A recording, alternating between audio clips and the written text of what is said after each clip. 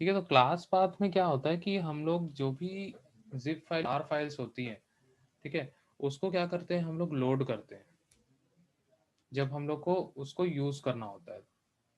ठीक है। लेकिन हम लोग क्या करते हैं, जब हम लोग जावा इंस्टॉल करते हैं तो यहाँ पे पाथ हम लोग सेट कर लेते हैं पहले ही।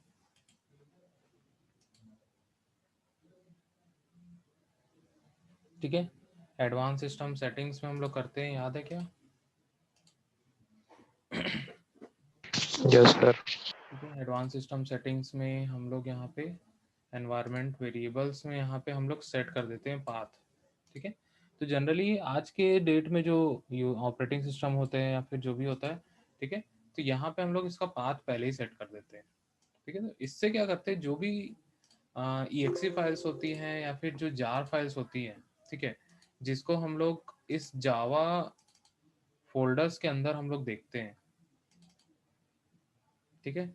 जावा के अंदर हम लोग बिन, ठीक है, JDK के अंदर में बिन मिल जाता है, और बिन के अंदर बहुत सारी EXEs होती हैं। ठीक है। क्या होती है, बहुत सारी EXEs होती हैं। ठीक है। ये सारी EXE फाइल होती है, जावा सी, जावा, ठीक है, ये सब जार वगैरह सब चीज। तो इस जैसे ये जार है, ठीक है, तो जार क्या करता है कि जितने भी जार फाइल्स होंगी, ठीक है, इस पैकेज के अंदर JDK के अंदर में, ठीक है, सबको वो क्या करेगा, इंक्लूड कर देता है। जैसे SRC है, SRC के अंदर क्या मिलते हैं, बहुत सारे पैकेजेस मिलते हैं हम लोग को। ठीक है। दिख रहा है, ये सारे पैकेज है। ठीक है। पैकेजेस के अंदर में हम लोग को क्या मिलता है, बहुत सारे क्लासेस मिल जाती है, जिसके अंदर हम लोग को बहुत सारी जावा फाइल मिलती है। ठीक है। यही है, यही क्या करता है, कंपाइल करता है। ठीक है। और हम लोग इसी को यूज करते हैं। ठीक है, समझ में आया? तो जनरली हम लोग जब कोई भी प्लगइन इंस्टॉल करते हैं या फिर हम लोग कोई एक्सटर्नल कोई कोड लेके आके हम लोग यहाँ कॉपी कर देते हैं। ठीक है। तो यहाँ पे उसको इंक्लूड कैसे करना पड़ता है, इंक्लूड कैसे करेंगे उसको, क्लास पाथ से।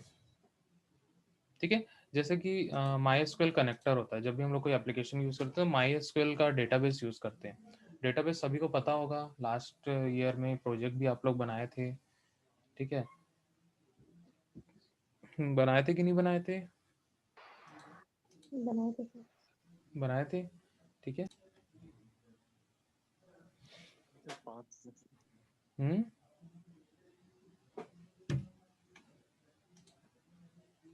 कैसे देते थे बताओ गुलशन।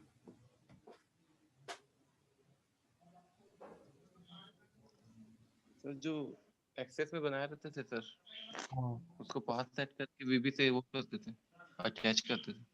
ठीक है। वहां पे क्या रहता था, एक ड्राइवर मिलता था हम लोग को। कौन सा ड्राइवर रहता था वो?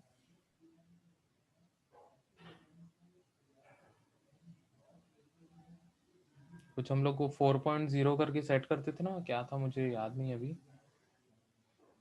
ठीक है। MS एक्सेस कुछ सर 4.0 समथिंग कुछ वहाँ पे ऐड करते थे। ठीक है।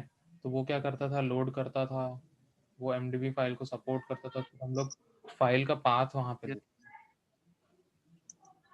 ठीक है, आया समझ में? तो जैसे हम लोग को अगर जावा में भी कोई पैकेज बनाना है, ठीक है, मतलब कोई भी एक एप्लीकेशन बनाना है, तो हम लोग क्या करते हैं, उसमें दो चीजें रहती है हमारे पास। एक तो रहती है फ्रंट, ठीक है, फ्रंट एंड होता है, और क्या होता है, बैक एंड होता है। ठीक है। फ्रंट एंड तो हमारे पास जावा, ठीक है, ऐसा एज्यूम करो हम लोग जावा ऐसी यूज कर रहे हैं।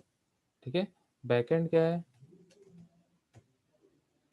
MySQL है। ठीक है। अब MySQL जो है वो हम लोग सिस्टम में तो इंस्टॉल कर लेंगे, लेकिन उसको जावा के साथ कैसे यूज करेंगे? ठीक है। तो इसके साथ एक MySQL कनेक्टर होता है। ठीक है। तो ये एक प्रकार का ड्राइवर है जो इस MySQL को जो है फ्रंट एंड से जोड़ता है। ठीक है। MySQL कनेक्टर होता है, मैं एक बार दिखा देता हूँ MySQL कनेक्टर।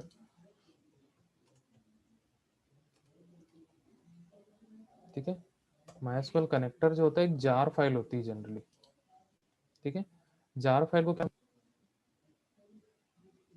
ठीक है, और इस जार फाइल को हम लोग जब प्रोग्राम बनाते हैं, ठीक है, जब से सब, ठीक है, यहाँ से हम लोग जावा के लिए डाउनलोड करेंगे JDBC वाला, कनेक्टर जे बोलते हैं इसको, और हम लोग इसको डाउनलोड करेंगे। मुश्किल से 30-40 MB का रहता है ये, ठीक है, या फिर उससे भी कम होगा, ठीक है। यहाँ से वर्जन हम लोग सिलेक्ट कर लेंगे,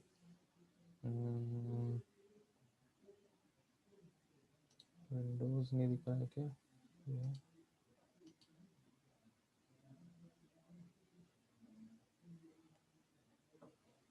ठीक है, बहुत कम रहता है ये, बहुत छोटा सा रहता है इंस्टॉलर, या फिर हम लोग जार फाइल भी यहाँ पे हम लोग कर सकते हैं, ठीक है, वेब कम्युनिटी या फिर ऑफलाइन, ठीक है। यहाँ से लॉगिन कर लो इसको और डाउनलोड कर लो, ठीक है। तो यहाँ से हम लोग जैसे ही डाउनलोड करेंगे तो एक जार फाइल डाउनलोड होती है, ठीक है। तो जार फाइल जैसे ही हम लोग डाउनलोड करेंगे तो इस जार फाइल को वो कहाँ पे इंस्टॉल करेगा, यहाँ पे एक प्लगइन्स करके फोल्डर बन जाता है ऑटोमेटिकली, ठीक है। या फिर हम लोग कहीं पे भी रख सकते हैं उसको, और उसका पाथ वहां पे देना पड़ेगा हम लोग को, ठीक है। जैसे मैंने JDK के अंदर डाल दिया जार फाइल को, ठीक है। यहाँ पे और भी जार फाइल अवेलेबल है, जावा एफएक्स अवेलेबल है, SRC भी अवेलेबल है, उसको भी मैं यहाँ डाल सकता हूँ, ठीक है। और बस वहां पे हम लोग को पाथ सेट करना होता है। कहाँ पे पाथ सेट करना होता है, एनवायरमेंट वेरिएबल्स पे, ठीक है। एनवायरमेंट वेरिएबल्स में जाएंगे, दिस पीसी प्रॉपर्टीज, ठीक है, यहाँ पे जाएंगे, और यहाँ एक नया वेरिएबल हम लोग को क्रिएट करना होता है, ठीक है। यहाँ पे न्यू करके हम लोग को क्रिएट करना होता है, यहाँ पे लिख देंगे क्लास पाथ, ऐसा। अभी मैं क्रिएट नहीं कर रहा हूँ क्योंकि मैं अभी क्रिएट कर दूंगा तो मेरे को कुछ ना कुछ यहाँ डालना पड़ जाएगा, ठीक है।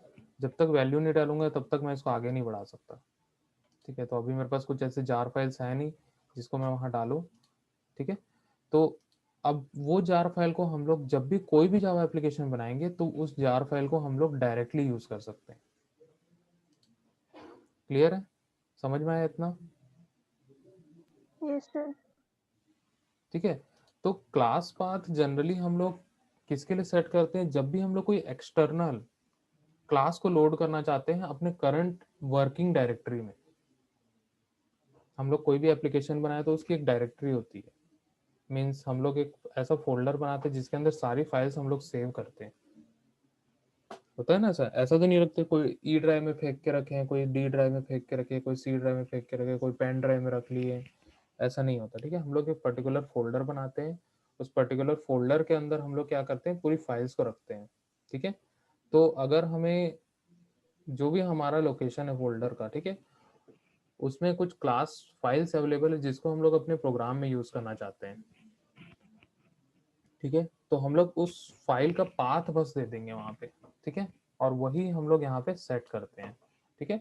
तो जनरली अगर हम लोग जब भी कोई नोटपैड को यूज करके हम लोग अगर बनाते हैं तभी हम लोग इस टाइप का क्लास पाथ सेट करते हैं, ठीक है। कुछ इस प्रकार से हम लोग यहाँ पे करते हैं। यहाँ पे देखो वेरिएबल नेम बना लेते हैं क्लास पाथ, और यहाँ MySQL कनेक्टर जो है हम लोग उसको दे देते हैं, ठीक है।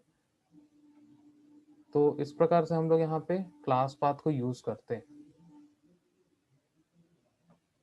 ठीक है। अगर हम लोग कोई आईडी यूज कर रहे हैं जैसे कि एक्लिप्स हो गया, ठीक है, नेटबीन्स, तो हम लोग को जनरली जरूरत नहीं पड़ती है, उसमें पहले से सारी चीजें इंक्लूडेड होती है, ठीक है। जो भी प्लगइन्स इंस्टॉल करेंगे वो ऑटोमेटिकली उसको फेच करेगा, ऑटोमेटिकली क्लास पाथ उसका सेट कर देता है, ठीक है।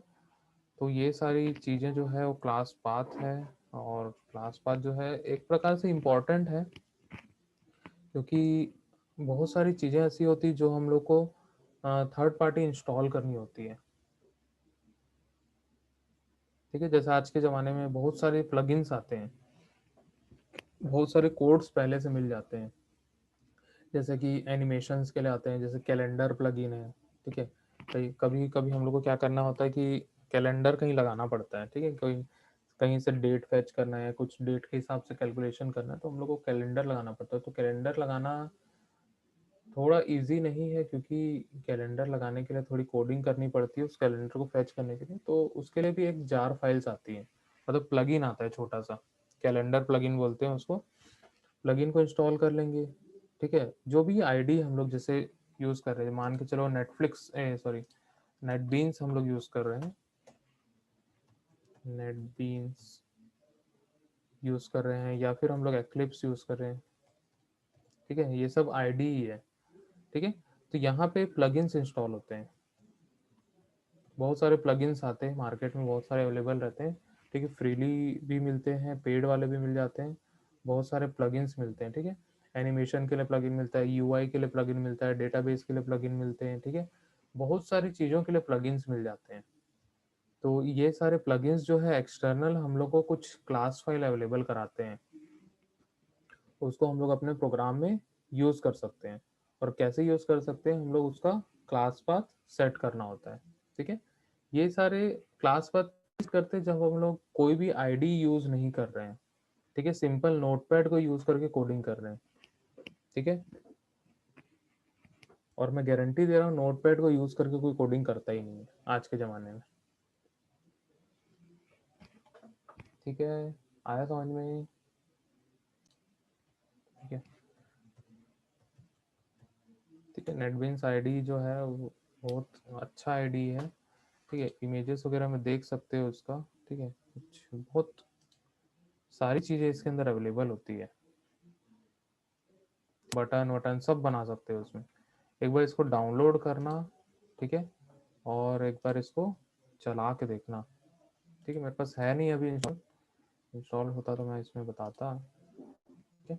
एक्लिप भी है, सबसे ज़्यादा यूज एक्लिप्स यूज़ किया जाता है, ठीक है। अगर जीयूआई बेस्ड हम लोग को काम करना है तो हम लोग क्या करते हैं, ठीक है, देखो इसके प्लगइन्स भी बहुत सारे अवेलेबल होते हैं, ठीक है। प्लगइन्स में देखोगे तो बहुत सारी प्लगइन्स मिल जाती है यहाँ पे, ठीक है।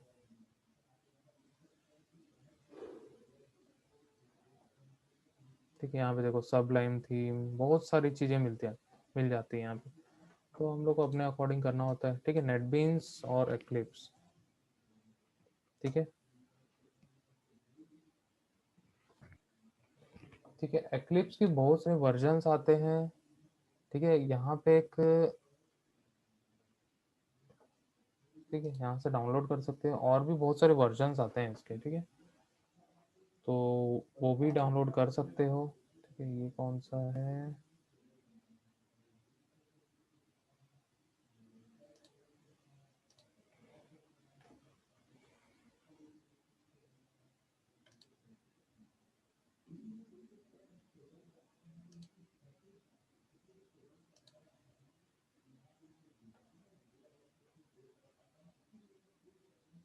ठीक है, यहाँ पे देखो eclipse IDE for Java developers, ठीक है, दिख रहा है ना स्क्रीन पे,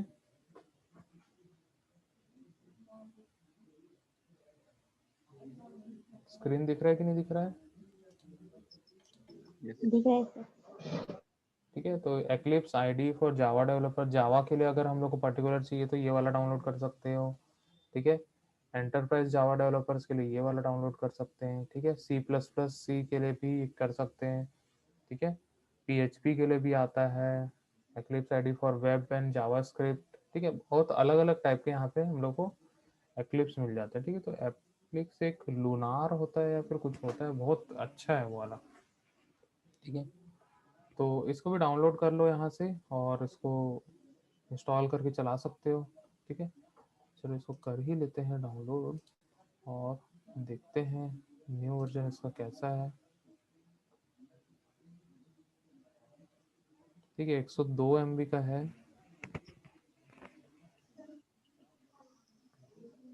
सर नेटबीन्स का हाँ, नेटबीन्स को भी डाउनलोड कर लो, नेटबीन्स थोड़ा बड़ा होगा,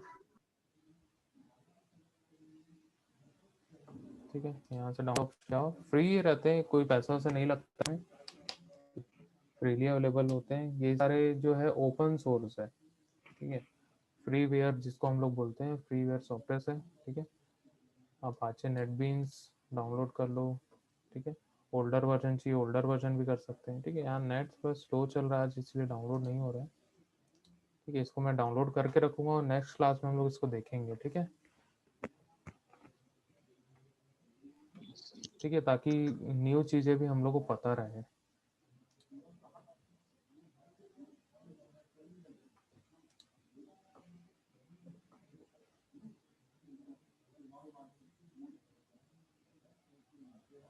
ठीक है, समझ में आया क्या इतना?